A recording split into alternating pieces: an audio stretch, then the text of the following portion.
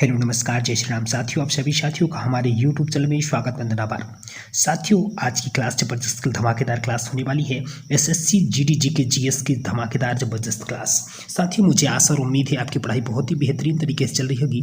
आप लगातार मेहनत कर रहे होंगे और अपने भविष्य को, अपने सपने को, जो सपना आपने देखा है उसको साकार करने के लिए आप लगातार मेहनत कर रहे होंगे। साथियों, आज हम लेकर के हाजिर हैं इस समय जो एसएससी जीडी में जबरदस्त जो प्रश्न पूछे जा रहे हैं उन प्रश्नों की सीरीज। इसमें ऐसा प्रश्न मिलने वाला है, जैसे आपने वीडियो में थंबनेल में देख ही लिया होगा, आपको लिखा मिलेगा जीके जीएस का डोज। तो डोज का मतलब है, जैसे आपने जानना होगा डॉक्टर आपको क्या सलाह देता है, जैसे आपको कोई बीमारी हो जाती है डॉक्टर क्या सलाह देता है कि ये सुबह गोली ले दीजिएगा, ये गोली दोपहर की होगी और ये गोली शाम की होगी। उसी तरह से मैंने इनमें सभी प्रश्नों का समावेश किया है। कुछ जीके के प्रश्न, कुछ जीएस के प्रश्न, बढ़िया साइंस के, कुछ जियोग्राफी के प्रश्न मिलेंगे। मतलब सभी प्रश्न ऐसे मिलेंगे जो आपके एग्जाम के दृष्टिकोण से महत्वपूर्ण होने वाले हैं। तो इसमें सभी प्रश्नों का समावेश मैंने किया है। तो साथियों, चलिए वीडियो की स्टार्ट करते हैं और अपनी पढ़ाई को बढ़िया बेहतरीन तरीके से बनाते हैं। आपके सामने पहला प्रश्न, विद्युत अपघटन में कौन सा नियम लागू होता है? जी हाँ, हमारा प्रश्न क्या है, विद्युत अपघटन में कौन सा नियम लागू होता है? जी हाँ साथियों, तो आंसर हो जाएगा फैराडे का नियम। विद्युत अपघटन में कौन सा नियम लागू होता है? तो आपका आंसर हो जाएगा फैराडे का नियम। अगले प्रश्न, ध्वनि किस रूप में यात्रा करती है? आंसर हो जाएगा अनुदैर्ध्य तरंगों के रूप में। जी हाँ, ध्वनि किस रूप में यात्रा करती है? आंसर हो जाएगा अनुदैर्ध्य तरंगों के रूप में ध्वनि जो है तो यात्रा करती है। सोनार मुख्यतः किसके द्वारा उपयोग किया जाता है? तो आंसर हो जाएगा समुद्री यात्रियों के द्वारा जो है तो सोनार का मुख्यतः उपयोग किया जाता है। ठीक है, अगले प्रश्न की तरफ चलिए। प्रश्न क्या हो जाएगा, सूर्य में नाभिकीय ईंधन क्या है? जी हाँ साथियों, सूर्य में नाभिकीय ईंधन क्या है? तो आंसर हो जाएगा हीलियम जो है। सूर्य में नाभिकीय ईंधन जो है तो वह हीलियम कहलाता है। अगले प्रश्न की तरफ चलते हैं। अगले प्रश्न क्या हो जाएगा कि मानव शरीर की सबसे बड़ी कोशिका कौन सी है? जी हाँ साथियों, हमारा प्रश्न क्या हो जाएगा, मानव शरीर की सबसे बड़ी कोशिका कौन सी? आंसर हो जाएगा स्नायु जो कोशिका है वह मानव शरीर की सबसे बड़ी कोशिका है। रेडियो धर्मिता की खोज किसने की? तो आंसर हो जाएगा हेनरी बेगुलर ने रेडियो धर्मिता की खोज की। ठीक है, फलों का अध्ययन को क्या कहते हैं? तो आंसर हो जाएगा पोमोलॉजी जो है तो फलों का अध्ययन कहलाता है।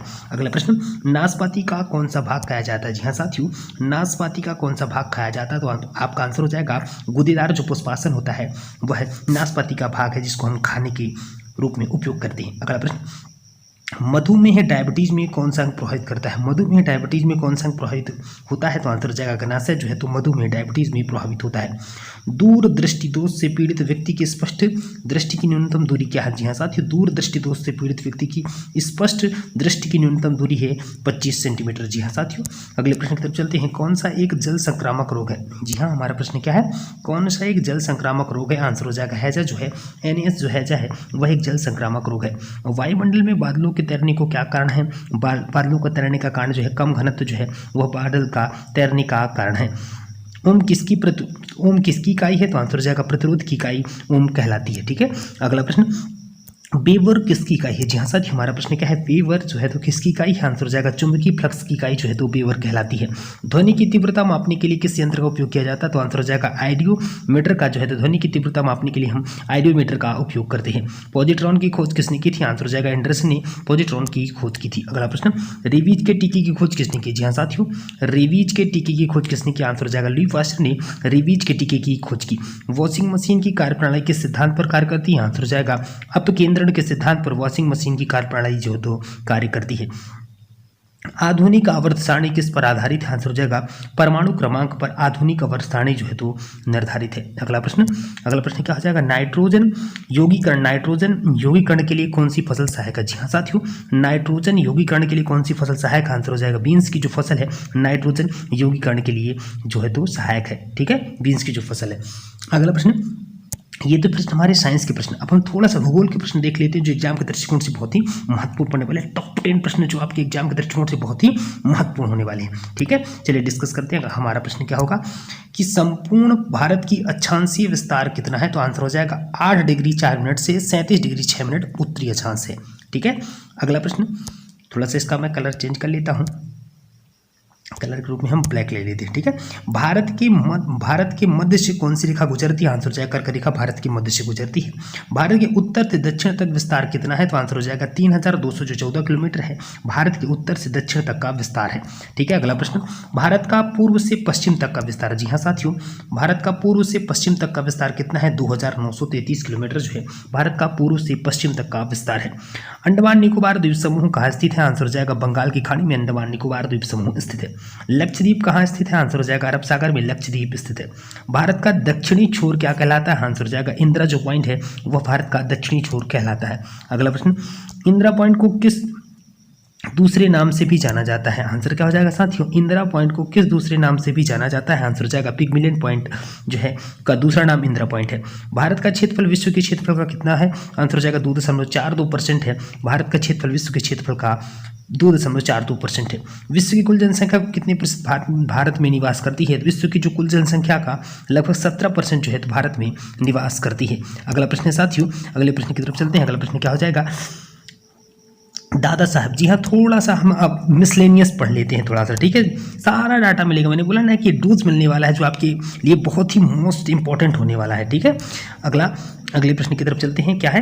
दादा साहेब पुरस्कार किस क्षेत्र में दिया जाता है? दादा साहेब पुरस्कार वो सिनेमा के क्षेत्र में दिया जाता है।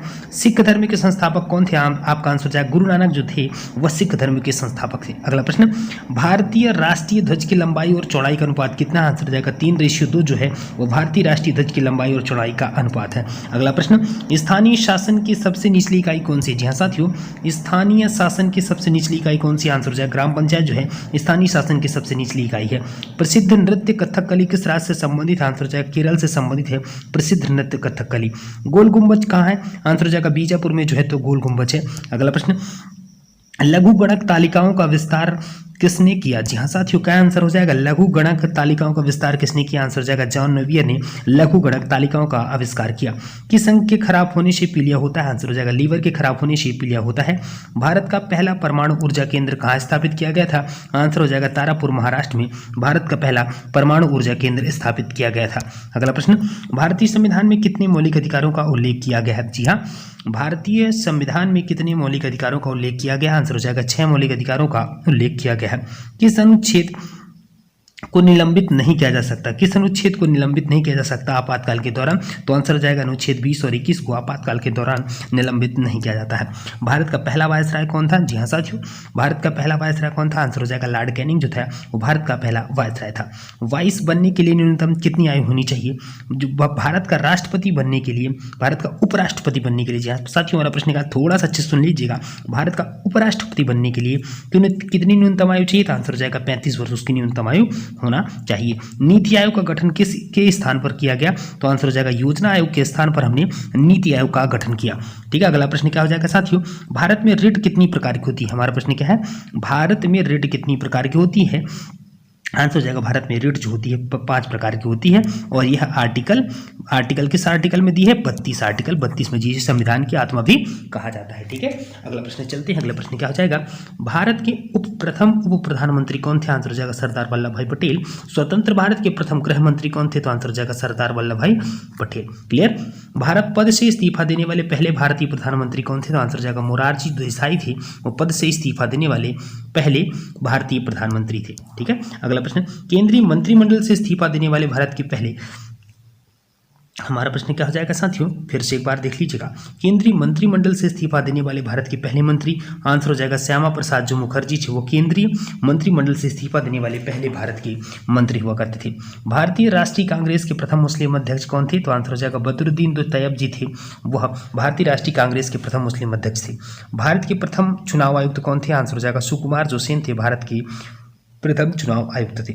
भारत के प्रथम मुख्य न्यायाधीश कौन थे? आंसर हो जाएगा न्यायमूर्ति हीरालाल जीकानिया जी, भारत के प्रथम मुख्य न्यायाधीश थे। प्रथम वायुसेना अध्यक्ष कौन थे? Air marshal sir Thomas Elmhirst जो थे वह भारत के प्रथम वायुसेना अध्यक्ष थे। क्या आंसर हो जाएगा? Air marshal sir Thomas Elmhirst थे भारत के पहले वायुसेना के अध्यक्ष थे। अगला प्रश्न, प्रथम थल सेना अध्यक्ष कौन थे? तो आंसर हो जाएगा हमारा प्रथम थल सेना के अध्यक्ष कौन थे? जनरल एम राजेंद्र सिंह जो थे वह प्रथम थल सेना अध्यक्ष थे। प्रथम नौसेना प्रमुख कौन थे? वाइस एडमिरल RD कटारी जो थे वह भारत के प्रथम नौसेना प्रमुख थे। परमवीर चक्र प्राप्त करने वाले प्रथम व्यक्ति कौन थे? तो आंसर हो जाएगा मेजर जो सोमनाथ शर्मा थे, वो परमवीर चक्र प्राप्त करने वाले प्रथम व्यक्ति थे। प्रथम भारतीय पायलट, बहुत ही इंपॉर्टेंट प्रश्न, कौन था? आंसर हो जाएगा JRD जो टाटा थे, वो भारत के प्रथम भारतीय पायलट थे। अगला प्रश्न, नोबेल पुरस्कार प्राप्त करने वाले पहले भारतीय कौन थे? बहुत ही महत्वपूर्ण प्रश्न। नोबेल पुरस्कार पाने वाले पहले भारतीय वैज्ञानिक, क्या हमारा प्रश्न, वैज्ञानिक कौन थे? तो आंसर जाएगा सीवी रमन थे, पहले वैज्ञानिक थे जो नोबेल पुरस्कार प्राप्त किए थे। अर्थशास्त्र में नोबेल पुरस्कार पाने वाले पहले भारतीय, तो आंसर हो जाएगा डॉक्टर अमर्त्य सेन जो थे, वो अर्थशास्त्र में नोबेल पुरस्कार पाने वाले पहले भारतीय थे। स्टालिन पुरस्कार जीतने वाले पहले भारतीय, आंसर हो जाएगा सैफुद्दीन किचलू जो थे, वह भारत के पहले भारतीय थे जिन्होंने स्टालिन पुरस्कार प्राप्त किया था। मैग्सेसे पुरस्कार जीतने वाले पहले भारतीय आचार्य विनोबा जो भावे थे, वह मैग्सेसे पुरस्कार जीतने वाले पहले भारतीय थे। भारत आने वाला पहला चीनी तीर्थयात्री कौन सा? आंसर हो जाएगा फैक्सियन जो था, वह भारत में फाहियान, ध्यान रखिएगा इसमें फैक्सियन लिख गया है, इसका आंसर क्या हो जाएगा? फाहियान जो था भारत में आने वाला पहला चीनी यात्री था। अगला प्रश्न क्या हो जाएगा? भारत का प्रथम परमाणु रिएक्टर का नाम क्या था? बहुत ही महत्वपूर्ण प्रश्न। भारत का प्रथम परमाणु रिएक्टर का नाम अप्सरा हो जाएगा। ठीक है, भारत की पहली परमाणु पनडुब्बी कौन सी हो जाएगी? INS जो चक्र है वो भारत की पहली परमाणु पनडुब्बी हो जाएगी। पहली भारतीय पनडुब्बी, तो आंसर हो जाएगा INS जो कावेरी है, वो भारत की पहली भारतीय पनडुब्बी थी। पहला विमान वाहक भारतीय जहाज, तो आंसर हो जाएगा INS जो विक्रांत है, वो भारत का पहला विमान वाहक जहाज है। पहली मध्यम दूरी की मिसाइल कौन सी? आंसर हो जाएगा अग्नि जो है, वह पहली मध्यम दूरी की मिसाइल है। अगला प्रश्न, भारत का, हमारा प्रश्न क्या है? भारत का पहला संगठित विश्वविद्यालय, तो आंसर हो जाएगा नालंदा विश्वविद्यालय है, भारत का पहला संगठित विश्वविद्यालय था। भारत का पहला मुक्त विश्वविद्यालय, तो आंसर हो जाएगा आंध्र प्रदेश मुक्त विश्वविद्यालय, भारत का पहला मुक्त विश्वविद्यालय था। प्रथम एशियाई खेलों का आयोजन कहाँ किया गया था? आंसर हो जाएगा नई दिल्ली में प्रथम एशियाई खेलों का आयोजन किया गया था।